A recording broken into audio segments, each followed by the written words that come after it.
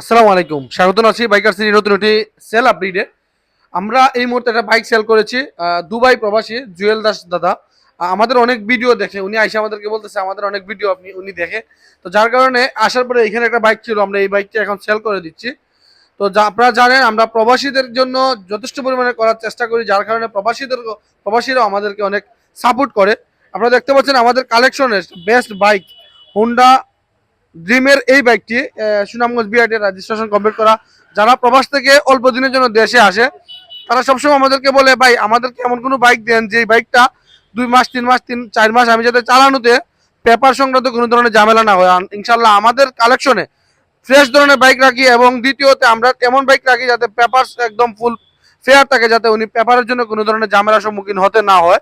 তো আমাদের কালেকশন যে বাইকটা সেল করে দিয়েছি, উনি আমাদের কাছে দুবাই থেকে আসার পরে আমাদের শোরুমে আসছেন।